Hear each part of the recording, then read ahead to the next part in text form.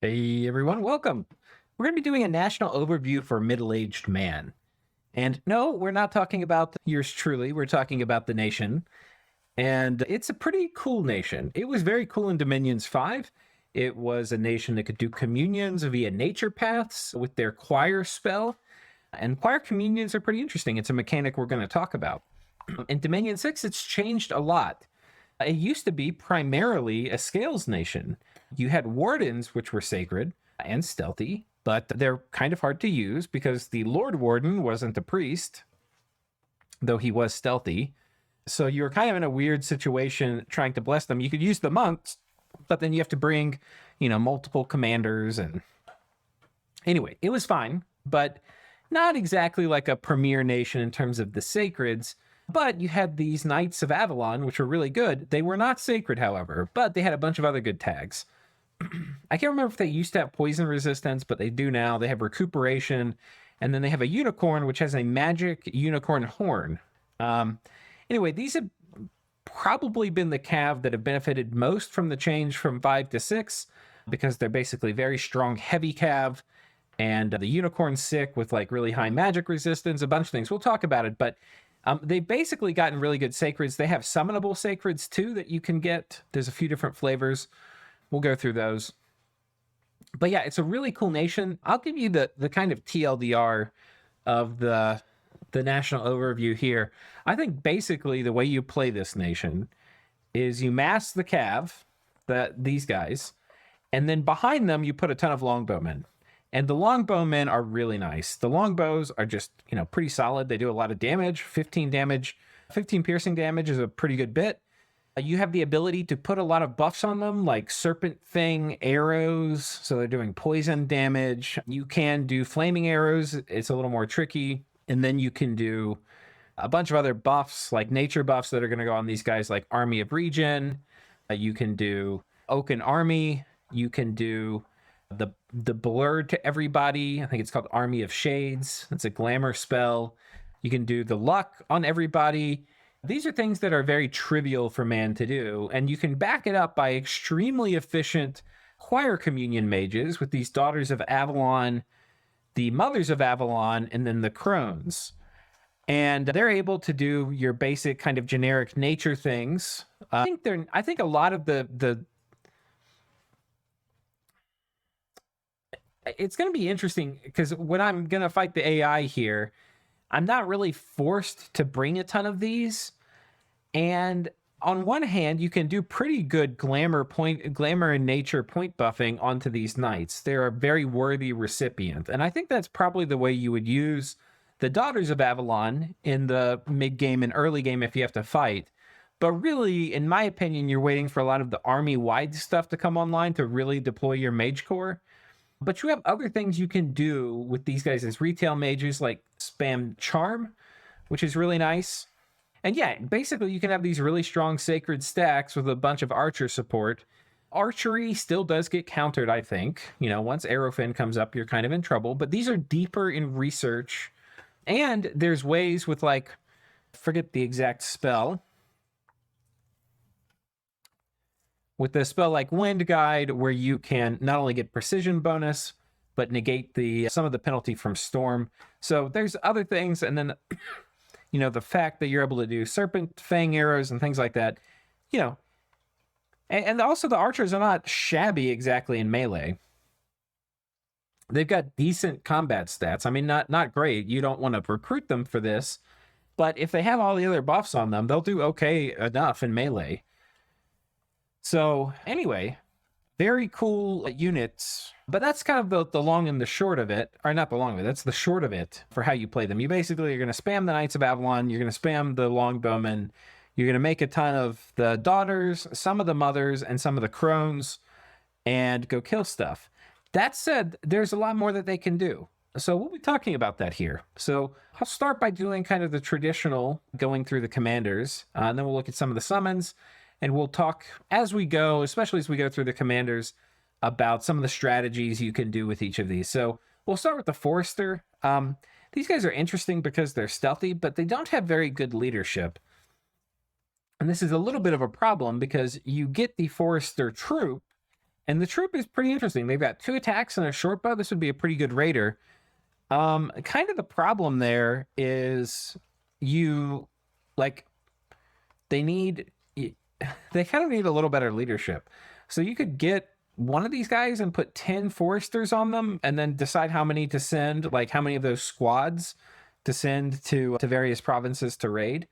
And I think that's fine. It ends up kind of being a bit more expensive because you're basically having to spend 55 gold for every 10 of these guys you get. But you can get these out of forts, which is nice. And, as I mentioned, they're stealthy, so you can do pretty nice raiding there. Yeah, so that's the Forester. The commander has 2 axes instead of an axe and a dagger. But yeah, that's basically it. The next up, you get the Castellan. You'll be needing some of these. They're pretty good leaders. And you may have enough of your Knight of Avalon commanders to lead your troops around. These are really great leaders. They're just robust and high map move. But things that are slower, like if you're all of your human troops you're leading around for your main armies, like these longbowmen, they do really well on a Castellan, where you're not really worried about the map move. These guys are a little higher map move than the Castellan. The Castellans are 12. So it might be you want to put boots or something on the Castellan to help them keep up if that last 2 movement points is going to be really important for you. Next, we have the Monk. This is one of the most iconic units for middle-aged man. It's very strange and unique. It is a foreign recruit priest, so it can be recruited outside fort walls or outside forts as well. So you can get them in both, inside forts and outside forts. They are mundane researchers, so they are not affected by magic scales one way or another.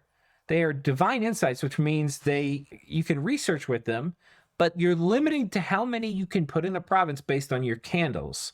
So if you have 10 candles in a province, you could put 10 of these guys in there to research. So they don't benefit from magic scales, so there's no way to get them up to like 6, but they don't suffer from drain scales, so they're not going to go down to like 1. Basically, man has cheap temples, so you're going to make a cheap temple somewhere in the middle of nowhere, and then you can just recruit monks, and they can do a mix of stealth preaching, so they can help you control your dominion by preaching in your own lands, but also preaching on like border provinces that are enemy lands to help keep the candles from getting too high there so they don't bleed into your own lands. Or if you've got some weird strategy where you really want to have your dominion in enemy lands, these guys are great for that.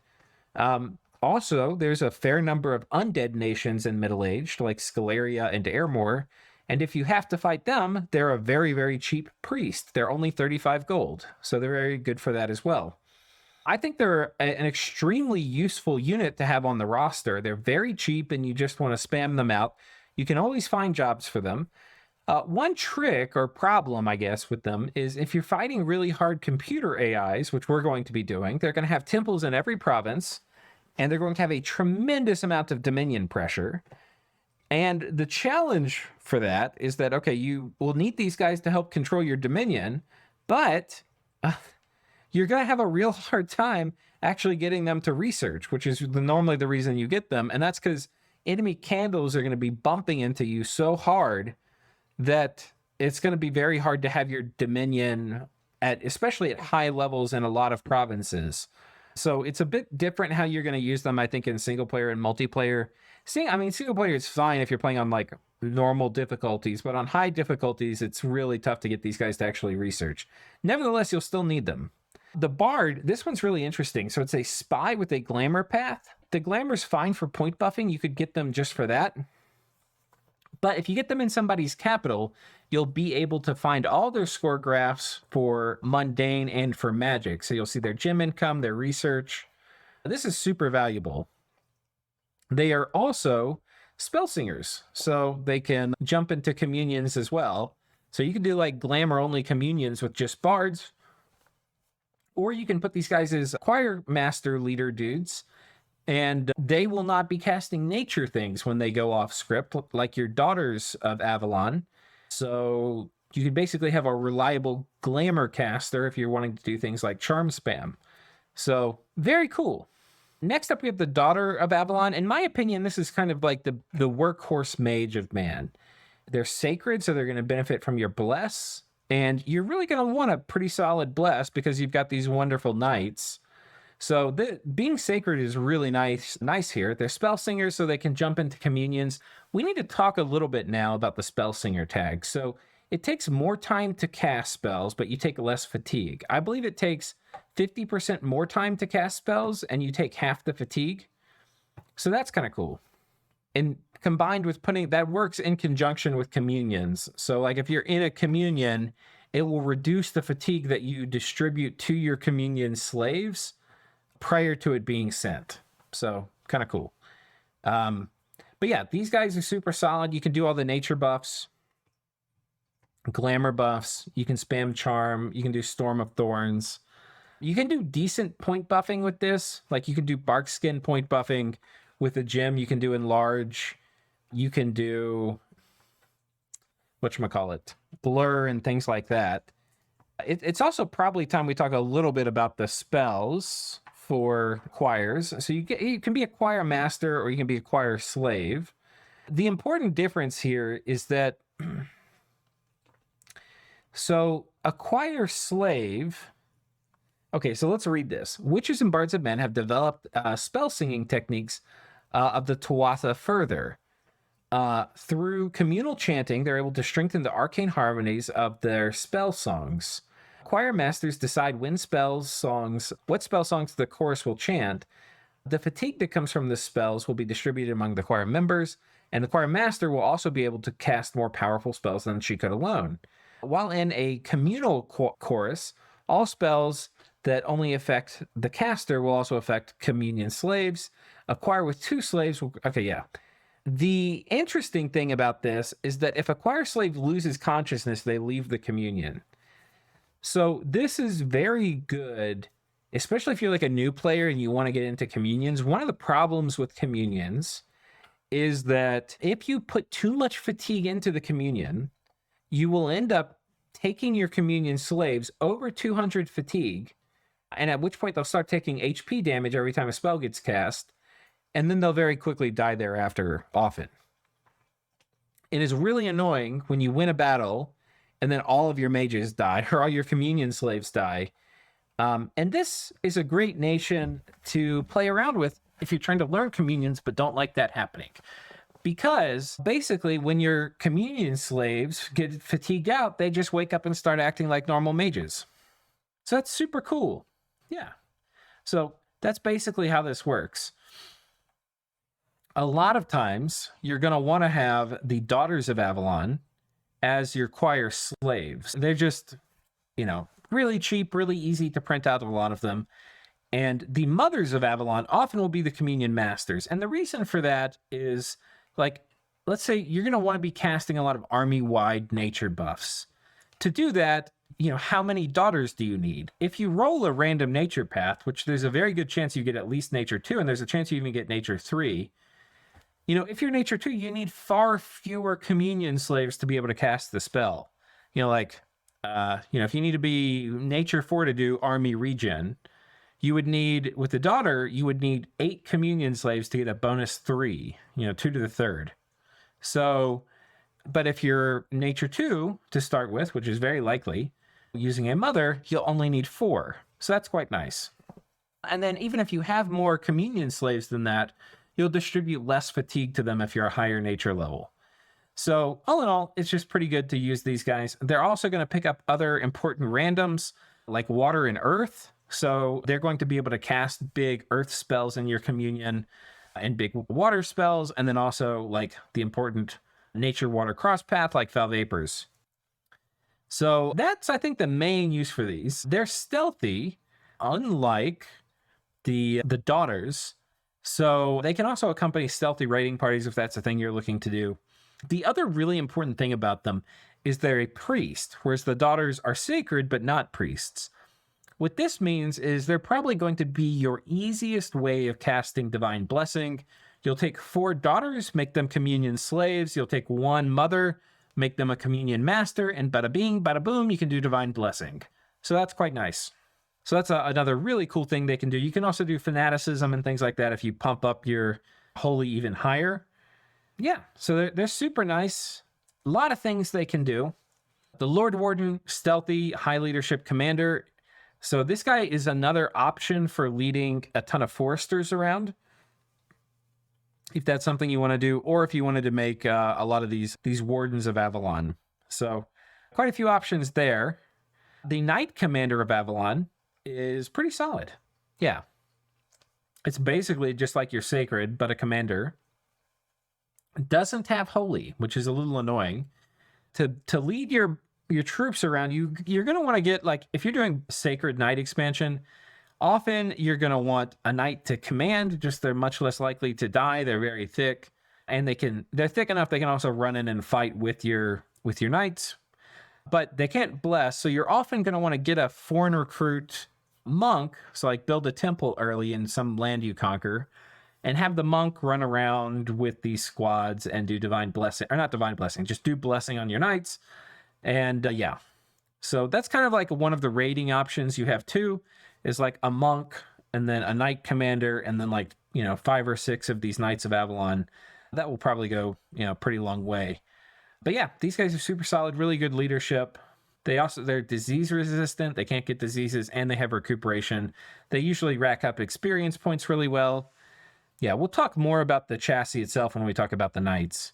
The Crone of Avalon, this, I think, so they're old, which is a problem. You're probably going to want the Miraculous Cure-All Elixir, which is a high, I think it's like a Nature 5 item. But they're pretty important. They're important ritual casters. You don't want them dying off. They will tend to die off a lot, so having a way to heal diseases is really nice. Recuperation will not work, by the way, because that doesn't work on old units. So you could do something like Unaging potentially. Yeah, and then you get a bunch of paths. These are the same paths the Mothers of Avalon get, except you get air. And that makes the air randoms very special, because this is the way to add air to your communions. So, for example, if you're putting them in an army, I would consider putting armor on the air randoms, giving them a shield, maybe even putting a Ring of Returning on them, because that will be, in many ways, fundamentally limiting how much air magic you can have, like high-level air magic you can have in your armies. I'm actually not sure. I still haven't gotten to it in the actual single-player game we're going to play. I could probably check, but I'm not. There might be choir items. We'll see. If that's the case, maybe it's possible to get other people into a choir, like, because you do have air magic on these guys. So anyway, that's something I still have to sort of figure out. But that's kind of the most notable thing for them, for these crones, is they get air magic. It's very easy with this air magic to add them into communions, because they're also spell singers and they have the glamour path, so they can be choir masters. As for the other things, you're going to be getting nature 4s. That's huge. Very easy to do big buffs. So yeah, the nature randoms are huge mages.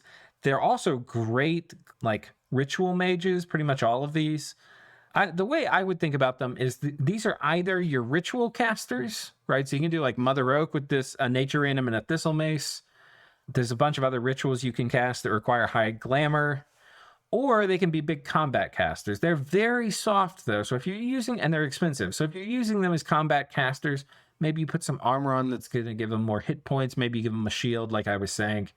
But they're kind of, if you're not doing communions, you don't really need them. And unless you're trying to add air particularly to a communion, you can get by using these other far cheaper and easier to replace mages.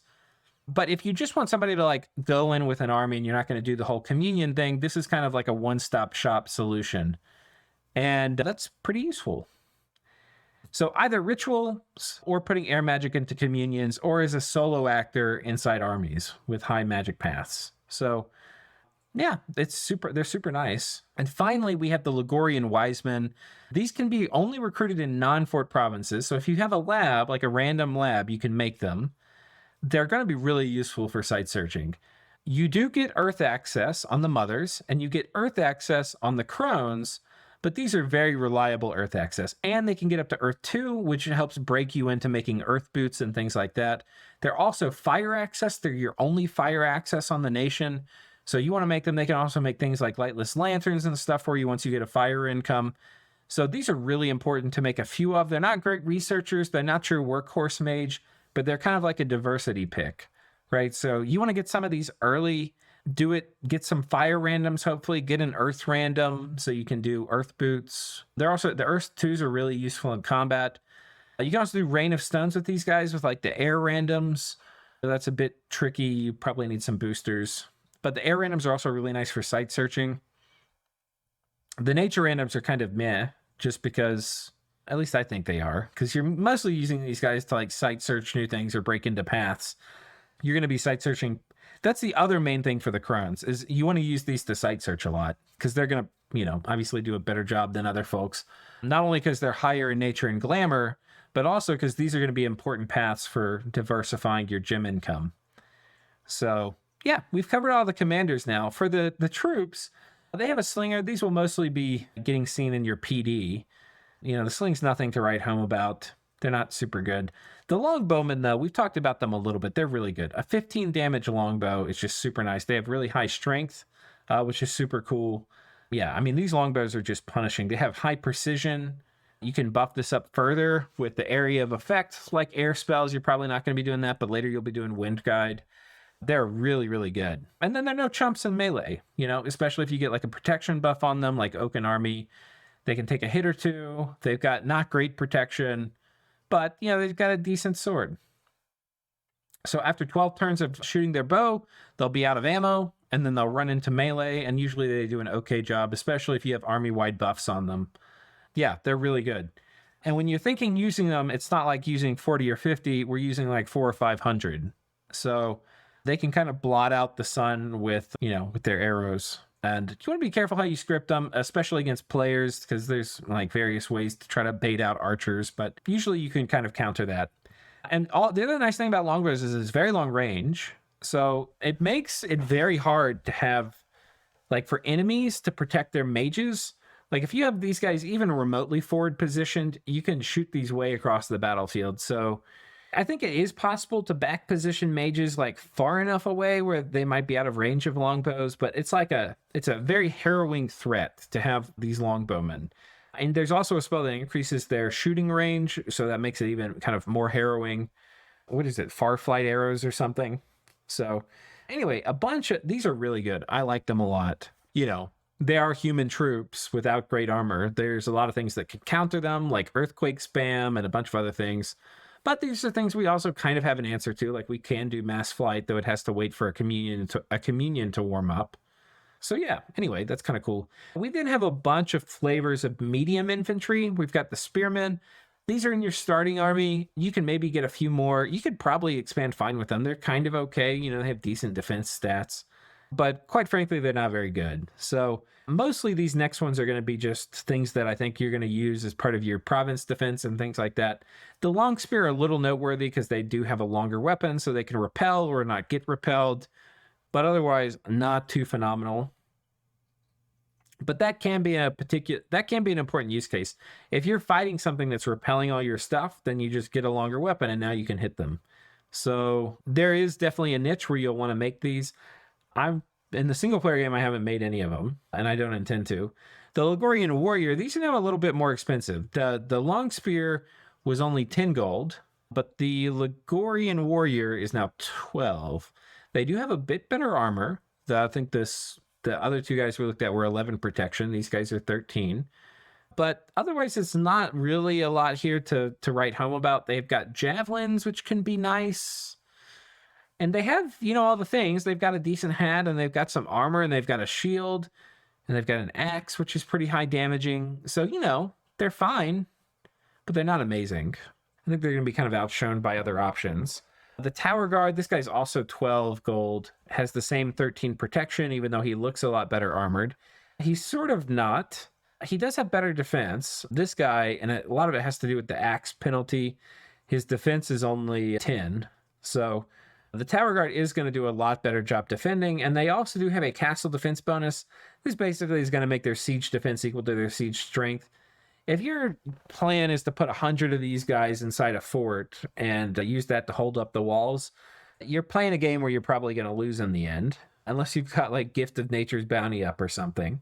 So yeah, I mean, these guys are fine. I don't think you'd be laughed at for making them, but they're not very special. They're just kind of like, these are like pretty good, but also kind of expensive medium infantry. The Forsters, I think, are much more interesting. They don't really have good protection. They don't really have good defense. They're kind of going to suck in melee in a way. Like, they're going to get kind of blended. But if you outnumber them, you'll do okay. and they have a short bow. So they're kind of versatile and they're stealthy. So you could, a pack of 40 or 50 of these would probably be pretty good as a raiding squad. I think, like maybe 2 packs of 60 led by a warden would be pretty intimidating. Now, they're expensive, right? They're 12 gold a piece, and a pack of 60, that's a fair amount of money. And they are things that can be definitely countered. A true PD dump is going to ruin them, and then a thug might kill them as well. But thugs also aren't going to like running into these guys that have 2 attacks. So I think they might be worth it. It's not something that's going to work against the AI. This is not a chassis you can use to raid into 30 or 40 PD.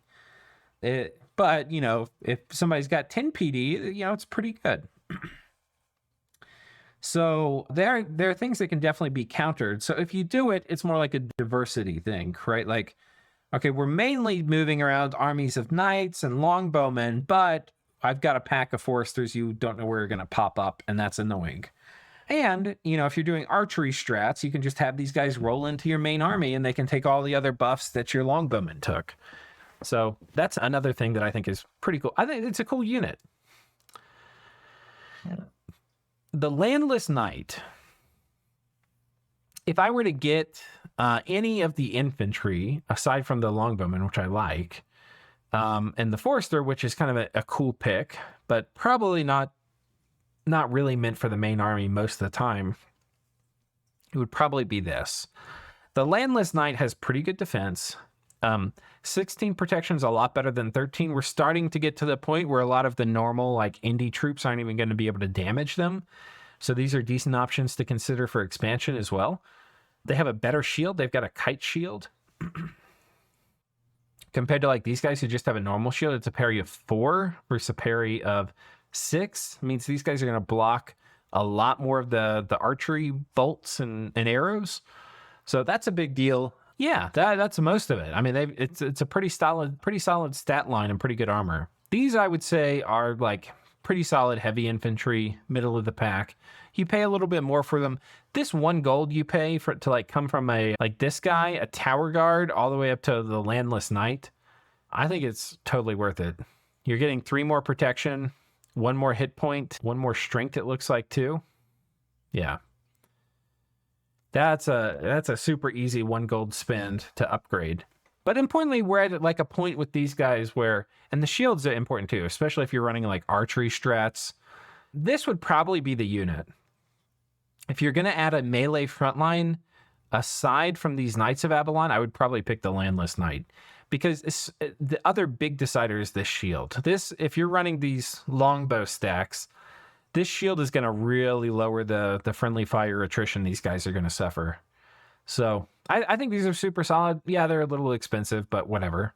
We have the Ligurian Cavalry. These can be recruited outside of forts, so that's kind of cool. You could have some strategy where you're doing a foreign recruit rush, and you make foresters out of your forests, and you make these out of basically every place else, and you just mass up an army of all these things and you run at somebody. That's probably a decent way to play.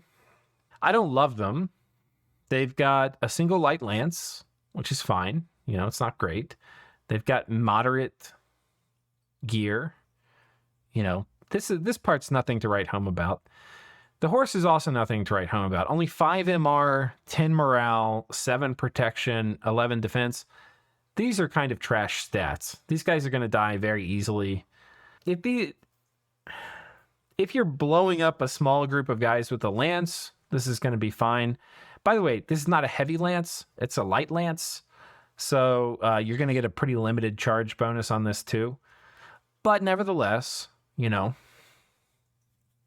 if these guys aren't in a pitched fight, if you're using them to flank and get at archers, they'll do a fine job at that.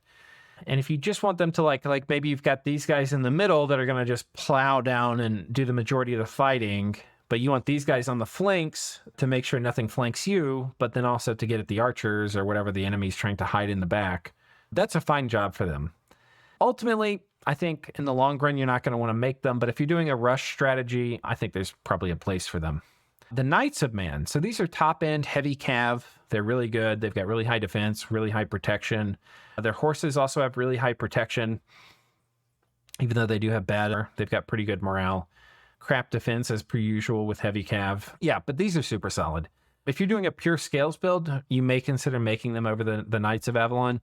They're super solid. You could, I think you could totally, if you're not doing the Knights of Avalon and you're wanting to make melee frontline, I think you could do the Landless Knight, or you could do these guys. The risk of using these guys is that there's a bigger chance you kill the horses.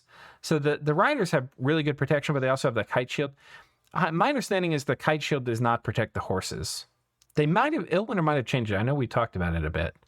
So if they've changed it, let me know in the comments. But yeah, so anyway, it's just really solid heavy cav. And heavy cav is really good in Dominion 6. So I think you totally could do these as a front line. Also in conjunction, I think if you're not using the foreign recruit portion of the Ligurian cavalry, you basically are never going to want them. These guys are way more than 50% more value than these. The reasons are they have a heavy lance, so you get a big charge bonus. This is from the heavy weapon tag here. And then, yeah, the horses are much more substantial. So yeah, if you want to have a front line, I think a good way to think about it maybe is you put like knights in the middle or on the flanks, and you put these guys at wherever the knights aren't, the Knights of Avalon. So yeah, they're super good, but they're expensive. A lot of times, and I think it's still the case in Dominion 6, you probably want to, while heavy cav are very resource efficient in the early game, they're usually not very gold efficient, and they often have very high upkeep. So a lot of times you want to transition out of them. I think that's probably still the case. So maybe for your first war, you make these. Maybe thereafter you make these. I don't know. I think you've got options. The Warden is pretty cool. They're stealthy and sacred. So they don't have shields though. So your other stealthy unit is these guys. So if you're trying to do like a mixed thing of stealthy dudes, I don't really know how that would work. Their armor is thick enough. They don't really have to worry about short bows. So you could have like a stealthy thing where maybe you have 10 of these guys backed up by like 80 of these guys led by a Lord Warden. And maybe that would be even better at attacking PD. I don't know. I could see this being good. The other thing that's important about them is with this greatsword, it's very high attack and very high damage. And while charge bonuses are good at blowing up thugs, these guys are going to be good at blowing them up, especially if you can't rely on the charge bonus. So, there's like chaff or PD or something, and you want to be able to kill thugs. Point buff some wardens, have them run in. They'll chop up things. They're going to be pretty good god killers and things like that. So definitely probably the main use case for them in my mind is like counter thugging and things like that. With these guys, like point buffed, they'd be pretty solid. And now we get to the shining star, the Knight of Avalon. These are just the top end heavy cav. They're really, really good. So let's go through all the reasons. The first is the mount. The mount is so good. The mount's 14 MR compared to like 5 MR of most other mounts. 16 morale isn't going to run. 21 protection, some of that's from natural protection. It's got actually not horrible defense. Most mounts that are heavy mounts end up having trash defense. These guys actually have pretty good because silver barding is good. So yeah, they actually have good protection and pretty good defense, and they have pretty good attack. And they, instead of just having a hoof attack, they also have a magical alicorn attack. Now, if people have like invulnerability and body ethereal, and they have, it's like a super combatant, like an astral death super combatant with body ethereal and invulnerability, this might not be great against that, right? Like they could just have enough protection otherwise through armor and stuff. The alicorn thing isn't going to do much. But most of the time, a lot of the time, you're going to be dealing with things that have mist form, like from Fog Warriors, or like indies or ghosts or something. Like if you're fighting any kind of like ghosts, those things tend to have 0 protection, right? So either you're going to be blowing up things that are ethereal with 0 protection, in which case this is really good, or you're going to be popping mist form. And this is a pretty high damage piercing attack. So even if it doesn't kill something, it's very good at removing mist form from it. And that makes it hard for a lot of, it's really great into Fog Warriors. They're just really good. So this makes it so you don't need to take magic weapons, though you still could. You don't really need to. Yeah, so the unicorn is super good. It's got recuperation. It's got true sight. So it's going to, get past like various kinds of glamour related buffs like blur and displacement, I believe, but it doesn't give it night vision. It's also got the disease resistance. It's stealthy, though the mount is not, the rider's not, so that it's not a stealthy unit, but you can summon unicorns as a summon. So those are stealthy, I believe. And it's got force survival. It also comes with poison resistance 10. The rider has poison resistance 5. So that's also pretty nice. And they both have recuperation. Now, recuperation is super nice here because these are like your elite troops. You don't want them to get diseased and die, which will inevitably happen. But you also, the thing is a lot of times as you get experience on your units, you also get afflictions. So it's like they kind of stay the same, right? Like, okay, we got 2 attacks, but we lost a hand. So, you know, what this does basically is any unit with recuperation is going to get a lot better as it levels up. Whereas units without recuperation, it's a real grab bag as to whether you get stronger or not. For other units, it has way more to do with how survivable they are, like how tanky they are. Are they taking damage in fights? If they're so tough, they're not taking damage, or if they have like a regen where they're really not getting afflictions, then as they level up, they're going to get a good bit stronger from bonus attack and defense. But if they don't have any of those mechanics, like if, you know, they're kind of trading and they're, you know, maybe they're not dying, but they're taking some damage and they don't have regen to help get rid, you know, make it so you get fewer afflictions, they're going to stack up with afflictions and the experience stars end up not mattering much. You know, like your veteran units aren't much better than your fresh recruits. But for these guys, they're going to be a lot better. And 3 stars is a big deal. 3 attack, 3 strength, 3 defense. I believe you get 1 strength, and I think 3 is when you might get 2 hit points as well. So yeah, it's a lot of bonuses. So recuperation is really nice. It also means you don't have to worry about things like being blind from like solar brilliance, or you don't have to worry about like maybe people bone grinding you and you get crippled. Well, all those things will go away. So pretty cool. Those are the units. I'll go ahead and pull up the mod inspector now. Okay, so this is the mod inspector for Dominion 6. It is out, if you guys didn't know. And what we're going to look at now are some of the summons. So there's a few, maybe we'll start with the spells actually. So we've got Herd of Unicorns, which is going to give unicorns. So these don't have silver barding, so they're not nearly as good. They're just, you know, fresh out of the unicorn oven. Yeah, so they're stealthy. They've got basically all the tags the other unicorns did. They don't have really great defense, and they don't have really great protection.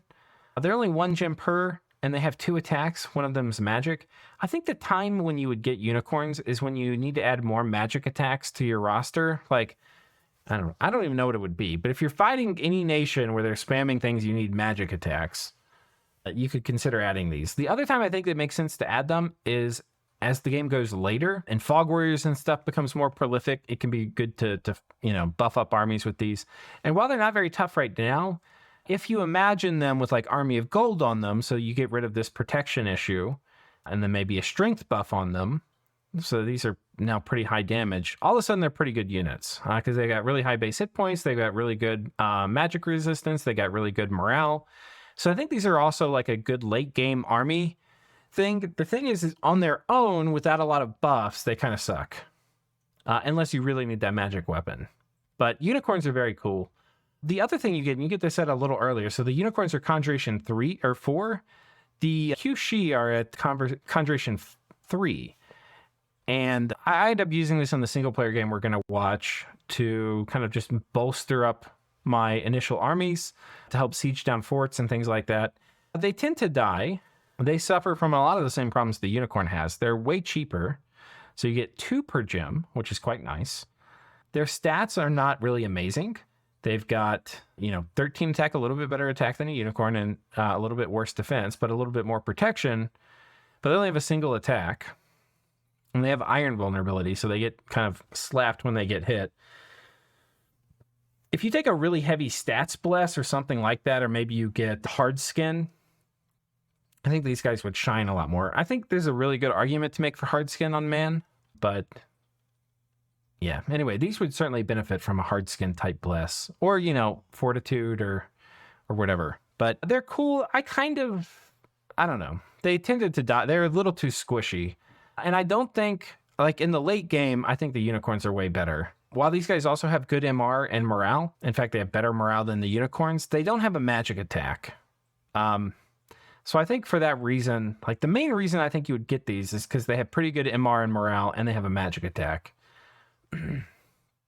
So they also have recuperation too, which these guys don't have. So I don't know. I think they're fine. If you're in a desperate situation, it's a really early research target to hit, and you're going to have a high base glamour income as man, so you can make a ton of these. And against players, which aren't going to have the kind of infinite spamming troops that AIs will have, these squishy but reasonably killy units with 13 attack, 17 damage are going to be a bit better. So they're definitely something to consider. I think they're worth it, probably in a good number of situations in the early game when you don't have really a better use for your glamour gems. They can also be used for raiding because they're stealthy. So, man really does have a fair amount of stealthy options. And this is definitely one they should consider. The other one is the Black Dogs. Now, death is not a path you're going to get on man by default, but it's something you can kind of find your way into. And you get 4 of these per death gem. They have dark power. So if you're fighting in darkness, they become pretty good. This is something you can do reasonably easy with glamour magic. You can do Twilight, and then they'll get this bonus. The problem is they're only getting 2 bonus to stats, and their stats are still going to suck after that. Yeah, this will go up to like 14, but this will go to 11. This is not good, right?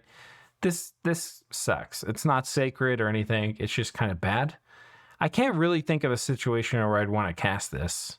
It might be okay. I don't even think it's really that efficient in terms of like, maybe it's okay siege chaff or patrol chaff. I don't know. I can't really think why I'd want it. I mean, they have dark vision too.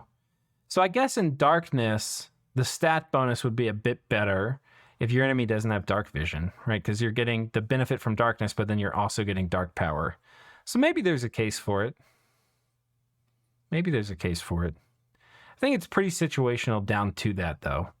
And there, we've covered most of them. There's also this spell, a Geas. Caster places a Geas on an enemy, or Geas, I don't know. Anyway, the target's compelled to attack his friends and will act irrationally. The target may decide to act against the Geas and then end and permanently curse the target. So the target will get cursed. Basically, they're going to go insane and attack people near them. And then if they finally break out, they get a permanent curse. This could be pretty good. I could see this working. The range is 25. But yeah, this might be a pretty good use for early... I think the cases where this would be good is it's hard MR to negate. Or hard to negate with magic resistance. But this probably would work pretty well against elites, because it's only going to target a single person. And if they start going hog wild, killing their friends, that sounds pretty good to me. So yeah, that's something you could maybe do as an early research target for your Daughters of Avalon. You communion them up. On your way to Thom 3, you're already going to pick up the choir spells. You communion them up. Somebody's running at your capital with like sacreds, which by the way, you should be able to kill because your knights are really good. And you just spam this at them and they fight each other while you kill them. I could see that being good. I haven't tested this, so I don't really know. But yeah, that's basically it for... I think we've covered probably most of the summons here too. We'll see if I missed any from the unit page. I don't think so. The unicorn, yeah. So yeah, I think that's probably it for man. Let's do closing thoughts here. Closing thoughts for man. They have some magic diversity issues, right? Like you're missing kind of a lot of things. You don't have death, which you need to get. You don't have astral, which you need to get.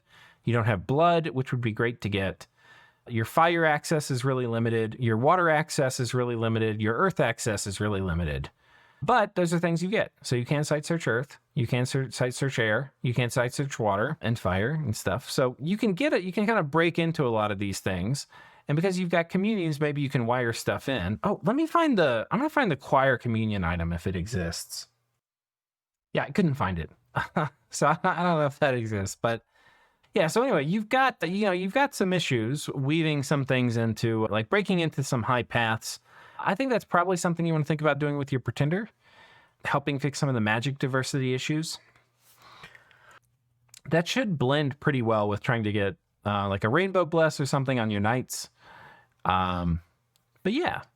It's, I think it's a really strong nation. I think they're going to be there's a ton of things that you can potentially do. You can do foreign recruit spam at the beginning to really accelerate your power for a first war or even a rush. You can slam knights, which are some of the best sacreds in the Middle Age. You can spam longbowmen, which are, in my opinion, going to be very, very strong until people get counters, which are pretty late in the game now. So I think there's a huge window where longbowmen are useful. And you've got really good, efficient mages. And while, oftentimes things with communions, by the way, your mages are sacred too. So that's really nice also for, like your workhorse mages are all sacred. So it's highly likely they're going to survive a lot of the fights because you can get like resistance blesses and stuff put on them. It's really good. So yeah, I mean, you can be having pretty solid doom stacks. In terms of thugging and stuff, you can probably do some weird things like point buffed knights, knight commanders and things like that. And these Lord Wardens are pretty funny with their ambidextrous. So I'm sure you could thug these guys out too. Point buffing with Ligorian Wisemen. There's probably some interesting strategies. I think honestly, you could probably come up with a lot of tricks to do with man between the stealth rating and things like that. But I think honestly, you kind of just want to put a lot of knights in front of a lot of longbowmen and get all the buffs on them and then let them go kill things. And if your enemy tries to do anything fancy, you try to charm them. So, all that seems pretty cool to me. Farcaster is also an option to consider on a bless for these guys. Do some charm spam with them. That could be kind of cool. But I think your knights are good enough where you really don't want to take anything on your bless these guys can't use. So, yeah, reinvigoration is also good on both. Like these guys enjoy a little bit of reinvigoration. So do your daughters as communion masters or communion slaves. Yeah, I think there's a really strong nation. You can potentially have a very, very, very strong early game, like I was mentioning with the foreign recruit rushing things, but also just because you have really good sacreds. I think your middle game is amazing, right? Because you've got like this like very strong thing you're doing. Like you kind of know what you want to do. You're making longbowmen, you're making these guys, maybe you've got a few stealthy raiders, and you've got mage support. So that seems really good to me, the mid game. Of course, you could probably get countered just like any nation can, but it just feels very strong. And then transitioning into the late game, I think is where man might struggle some. Nature Glamour magic is going to be plenty good in the late game. Like it's a great base to build off of. But I think that's where like really experienced players will have broken into magic paths. They'll have great, highly diverse gem income, and then you'll fill in the gaps. So if you're able to do that, if you're filling in the gaps by the time you get to late game, I think man can have a very solid late game, especially if they built themselves up well in the early and mid game. But I don't think it's a time you're like waiting for. Some nations are like, oh, well, if I make it to late game, we're in good shape. Man, I don't think is that nation. Man is like, let's power up, let's be in a top position right through the mid game. And let's cover our weaknesses for the late game by site searching and getting diversity with our god and things like that. And if they do that, they're going to be very happy fighting into the deep late game, I think. As you shift into the late game, you probably do want to transition out of these guys, especially for your front line, or, you're still going to have these, I think, all game. But your melee troops, I think you probably want to switch into unicorns as much as you can, like for the summon, just to get that magic attack. But you only want to use those unicorns in armies that are getting majorly buffed. But like once you start getting luck and all the other buffs on them, they're going to start being crazy. But yeah, no, I think it's a really cool nation. Looking forward to finishing it up. Right now, I came back and recorded this. We're probably like 40 turns into the single player. So that's going to be a fun game. And I'm looking forward to seeing how that single player experience goes. And hopefully you can take some of the learnings I have in that game and apply it to your own single player adventures or your next multiplayer game. So I hope you enjoyed this. If you did, give me a like, and we'll see you next time. Cheers.